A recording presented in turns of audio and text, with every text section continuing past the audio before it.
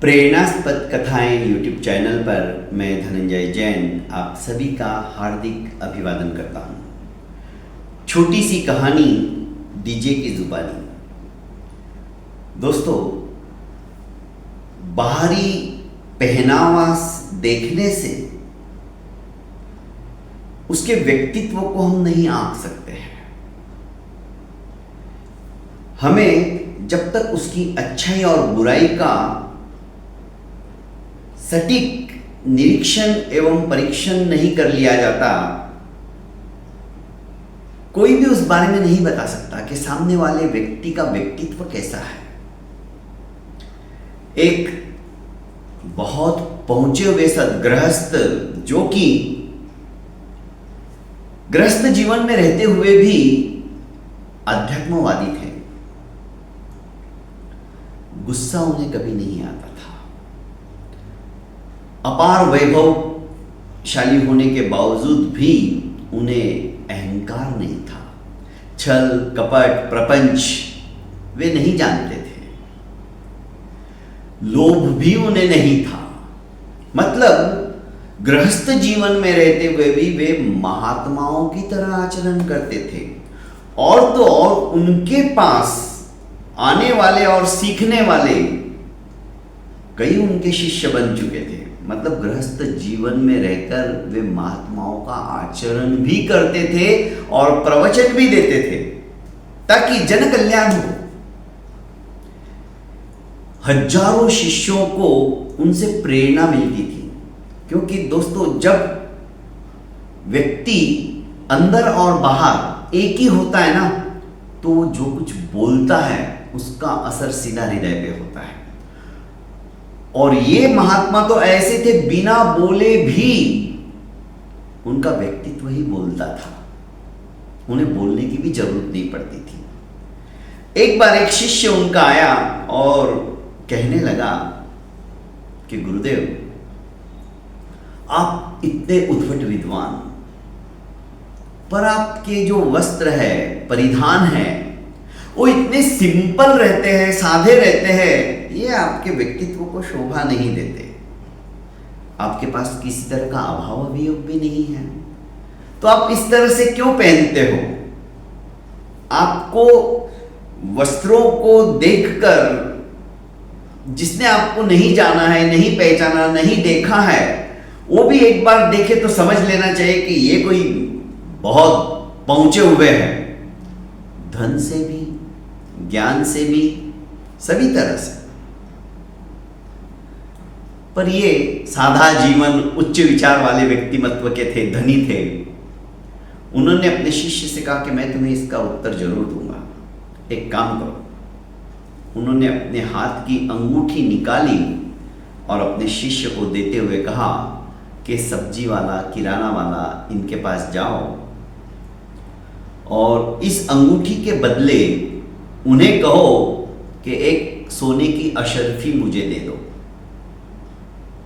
मैं तुम्हारे सवाल का ही जवाब दूंगा। शिष्य अंगूठी लेकर निकल पड़ा। वापस आया तो गुरुजी ने कहा, क्या हुआ, तुम्हें एक अशर्फी किसी ने नहीं दी? नहीं गुरुदेव, किसी ने भी नहीं दी। कौन देगा इस अंगूठी की एक सोने की अशर्फी? मैं वापस आ गया। एक काम करो, अब तुम सोनार के पास जाओ। पहले ऐसे सोनार के पास जाओ जो तुम्हारा अपना हो, खास हो। सिर्फ इसका मूल्यांकन करके आओ। उसको पूछो, इस अंगूठी के बदले कितने सोने की अशर्फी दोगे? बेचना मत, देना मत। उसने कहा ठीक है। सोनार के पास गया। सोनार ने अंगूठी देखी, उसका वजन किया और कहने लगा, एक अशर्फी नहीं, इसके बदले में तुम्हें मैं 5 अशर्फी दे सकता हूं। इसका दिमाग थोड़ा चकराया।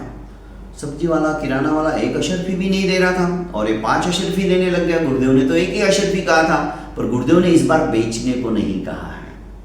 वापस आया, गुरुदेव सुनार तो 5 अशर्फी देने को तैयार हो गया।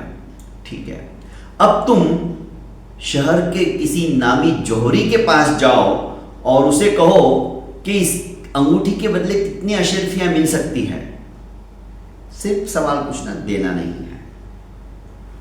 उसने कहा ठीक है। वो एक जौहरी के पास नहीं, 2-3 जौहरियों के पास गया और पूछा, तो जौहरियों ने हाथ जोड़कर इस शिष्य से कहा कि भाई, इस अंगूठी के बदले हमारे इस नगर के जितने जौहरी हैं वे समस्त मिलके भी लाखों अशर्फियां देने को तैयार हो जाए तो भी इसका मूल्य नहीं होगा, क्योंकि इस छोटी सी सोने के अंगूठी के अंदर जो अनमोल हीरा है उसकी कीमत, अनमोल ही बोल दिया तो कीमत की क्या बात करूं, अनमोल, जिसका कोई मोल ही नहीं लगा सकता है। हम सब कुछ अपना लुटा देंगे तो भी इसकी दलाली भी नहीं होगी। शिष्य वापस आया, उसका हाव भाव कुछ बदला हुआ था। उसने आश्चर्यचकित कहा कि गुरुदेव, पहले सब्जी मंडी में गया, किराना दुकान वालों के पास गया, वे तो 1 अशर्फी भी देने को तैयार नहीं हुए। सुनार के पास गया, 5 अशर्फी देने को तैयार हो गया। जब जौहरियों के पास गया तो लाखों अशर्फियां देने को तैयार है। बस तुम्हारे सवाल का जवाब यही है, जो इस अंगूठी के भीतर में छुपा हुआ अनमोल हीरा है उसे जानता है, वही उसकी कीमत को पहचानता है। बाहरी वस्त्रों को मत देखो, उसके ऊपर मत जाओ। आपके भीतर में जो परम पिता परमेश्वर बैठा है वो अनमोल है, उसका कोई मोल नहीं लगा सकता। उसकी वैल्यू को समझोगे ना तो तुम भी अपने आप में बहुत अनमोल रत्न हो। यह मनुष्य जन्म ही एक अनमोल रत्न है, ये तो नगीना है, हीरा है, पर यह जीवन साक्षात अनमोल हीरा है। इसे जिसने पहचान लिया, समझ लो उसने अपने आप को पहचान कर उस परम पिता परमेश्वर को अपने हृदय में प्रतिष्ठापित कर दिया। फिर वो अनमोल हो जाता है। बाहरी वस्त्रों की तरफ मत जाओ, मत देखो, उससे तुम मनुष्य का मूल्यांकन मत करो। भीतर में क्या है? सिर्फ वो सोने की अंगूठी देख ली उन्होंने, भीतर में रहे हुए उस जड़े हुए हीरे की परख उनको नहीं थी। पर जिस दिन व्यक्ति अपने खुद के व्यक्तित्व को पहचानने लग जाएगा, समझ लीजिए उसने जिंदगी जीने की कला सीखी। बहुत बहुत धन्यवाद दोस्तों। प्रेरणास्पद कथा यूट्यूब चैनल को लाइक कीजिए, सब्सक्राइब कीजिए और ज़्यादा से ज़्यादा अपनों को शेयर कीजिए। प्रणाम।